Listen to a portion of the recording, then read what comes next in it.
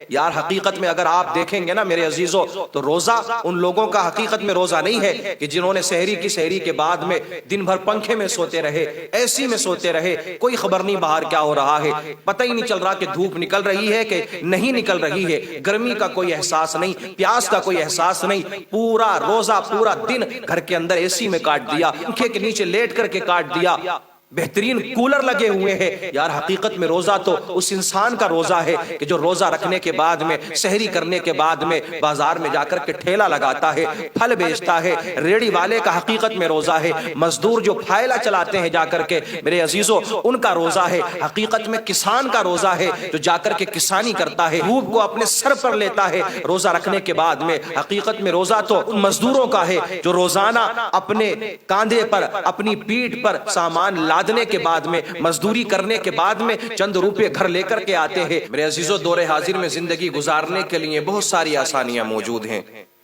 آج انسان کو بہت ساری فیسلٹیز ملی ہوئی ہیں، بہت ساری سویدھائیں موجود ہیں۔ اگر آج سے آپ تقریباً 20 یا 30 سال پہلے کی زندگی دیکھیں گے تو جو سویدھائیں آج موجود ہیں اس دور میں وہ سویدھائیں موجود نہیں تھیں، وہ آسانیاں موجود نہیں تھیں۔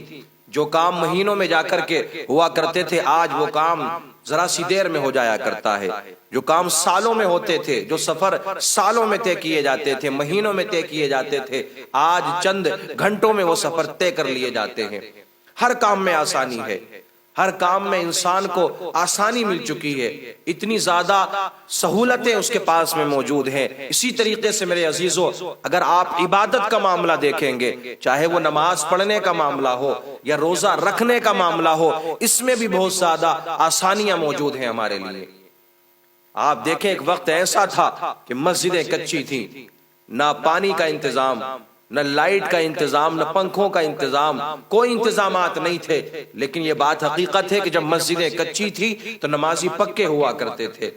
آج مسجدیں پکی بن چکی ہیں، آج تمام تر فیسلٹیز موجود ہیں، تمام تر سامان موجود ہے، تمام تر آسانیاں ہیں آج، لیکن پھر بھی نمازی کچے نظر آتے ہیں۔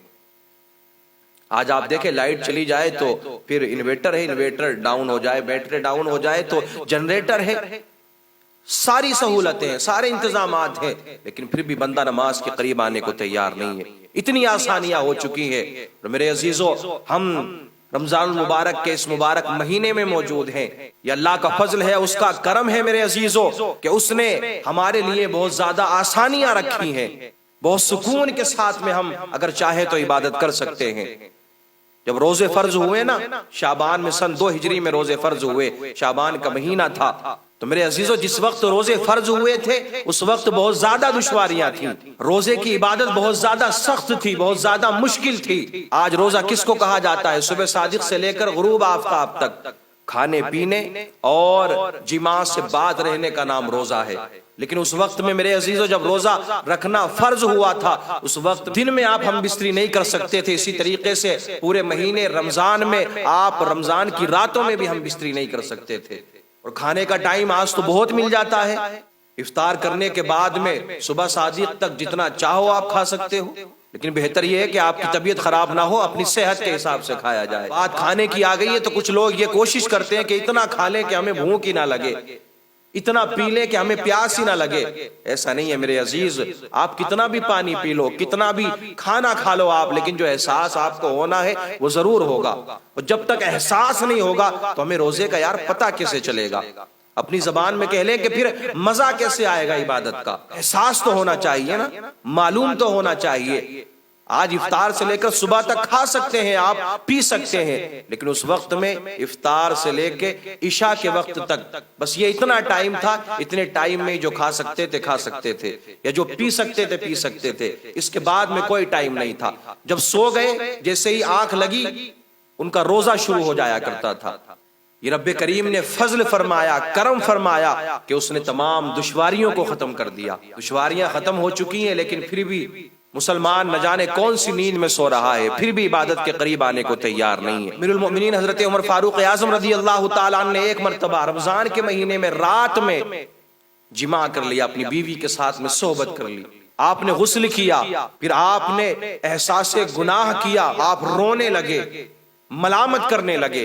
اللہ اکبر کبیرہ۔ سیدنا عمر فاروق اعظم رضی اللہ تعالیٰ عنہ آقا کریم صلی اللہ تعالیٰ علیہ وسلم کی بارگاہ میں حاضر ہوتے ہیں، عرض کرتے ہیں یا رسول اللہ علیہ الصلاۃ والتسلیم، میں آپ کی بارگاہ میں اور اللہ کی بارگاہ میں معذرت پیش کرنے آیا ہوں۔ میرے آقا نے ارشاد فرمایا عمر کیا معاملہ ہے؟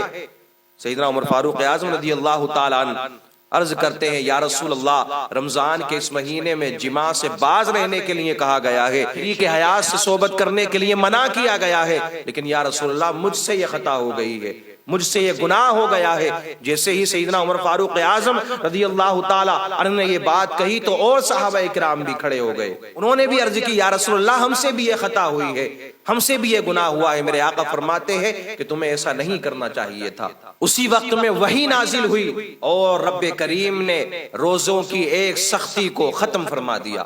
آیت کریمہ نازل ہوئی احل لکم لیلۃ الصیام الرفث الی نسائکم ہن لباس لکم وانتم لباس لہن، روزوں کی راتوں میں اپنی عورتوں کے پاس میں تمہارا جانا حلال ہوا، وہ تمہاری لباس ہے اور تم ان کا لباس ہو۔ یہ ایک دشواری ختم ہو گئی۔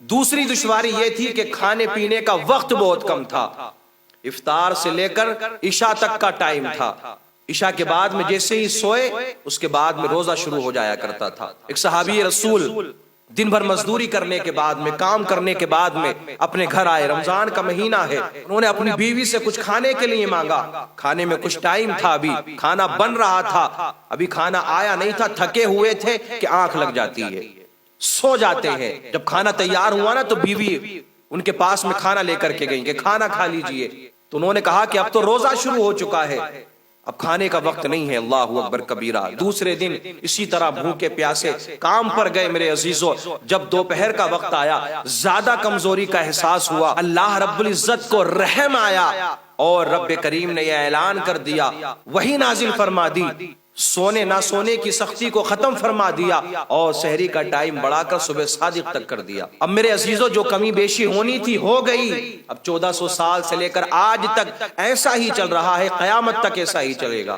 اب کسی کو کوئی حق نہیں ہے کہ اس کے ٹائم کو گھٹائے یا بڑھائے یا اس میں اور کوئی کمی بیشی کرے۔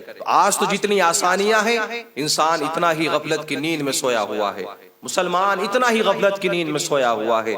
آج جتنی آسانیاں ہیں اتنے ہی زیادہ ہم عبادتوں سے دور ہیں۔ یار حقیقت میں اگر آپ دیکھیں گے نا میرے عزیزو تو روزہ ان لوگوں کا حقیقت میں روزہ نہیں ہے کہ جنہوں نے سحری کی، سحری کے بعد میں دن بھر پنکھے میں سوتے رہے، ایسی میں سوتے رہے، کوئی خبر نہیں باہر کیا ہو رہا ہے، پتہ ہی نہیں چل رہا کہ دھوپ نکل رہی ہے کہ نہیں نکل رہی ہے، گرمی کا کوئی احساس نہیں، پیاس کا کوئی احساس نہیں، پورا روزہ پورا دن گھر کے اندر اے سی میں کاٹ دیا، پنکھے کے نیچے لیٹ کر کے کاٹ دیا، بہترین کولر لگے ہوئے ہیں۔ یار حقیقت میں روزہ تو اس انسان کا روزہ ہے کہ جو روزہ رکھنے کے بعد میں، سحری کرنے کے بعد میں بازار میں جا کر کے ٹھیلا لگاتا ہے، پھل بیچتا ہے، ریڑی والے کا حقیقت میں روزہ ہے، مزدور جو پھائلا چلاتے ہیں جا کر کے میرے عزیزو ان کا روزہ ہے، حقیقت میں کسان کا روزہ ہے جو جا کر کے کسانی کرتا ہے، پوری دھوپ کو اپنے سر پر لیتا ہے روزہ رکھنے کے بعد میں۔ حقیقت میں روزہ تو ان مزدوروں کا ہے جو روزانہ اپنے کاندھے پر، اپنی پیٹھ پر سامان لادنے کے بعد میں، مزدوری کرنے کے بعد میں چند روپے گھر لے کر کے آتے ہیں۔ حقیقت میں روزہ تو ان کا روزہ ہے، روزہ ان کا بھی ہے جو ایسی میں سو رہے ہیں، لیکن میرا ایمان کہتا ہے ثواب ان لوگوں کو زیادہ ملے گا، محنت مزدوری بھی کرتے ہیں اور ساتھ میں روزہ بھی رکھا کرتے ہیں۔ جب تک احساس نہ ہو، اب لوگ یہ تلاش کرتے ہیں نا کہ کون سی چیز کھائیں سحری میں کہ جس سے پیاس نہ لگے۔ اب تو نئے سے نئے وظیفے چل پڑے ہیں کہ یہ وظیفہ کرو تو پیاس نہیں لگے گی، یہ الائچی کھا لو تو پیاس نہیں لگے گی، اس طریقے سے یہ چیز بنا کر کے کھا لو تو پیاس نہیں لگے گی۔ اور پیاس نہیں لگے گی تو پھر روزہ کس کام کا؟ پیاس لگنی چاہیے، احساس ہونا چاہیے، پتہ چلنا چاہیے میرے عزیزو، تبھی تو حقیقت کا پتہ چلے گا۔ تبھی تو جب شام کا وقت آتا ہے، عصر کا وقت جب آتا ہے میرے عزیزو تو انسان اس وقت میں احساس کرتا ہے یار مجھے ایک دن کھانا نہیں ملا، میں نے چند گھنٹے یہ کھانا پینا بند کر دیا تو دیکھو میرا جسم کیسا ہو چکا ہے۔ ان لوگوں کی زندگی کیسی کٹ رہی ہوگی، کیسی گزر رہی ہوگی کہ کئی کئی دن فاقے سے گزر جایا کرتے ہیں، کئی کئی دنوں تک جن لوگوں کو کھانا پینا نصیب نہیں ہوتا ہے۔ تو اس وقت میں جب بندہ دعا کرتا ہے نا، جب اسے بھوک لگتی ہے، پیاس لگتی ہے، اس وقت میں جو دعا مانگی جاتی ہے تو وہ دعا پھر رب کی بارگاہ میں قبول ہوتی ہے، رد نہیں کی جاتی ہے، وہ دعا قبول ہوتی ہے حقیقت میں۔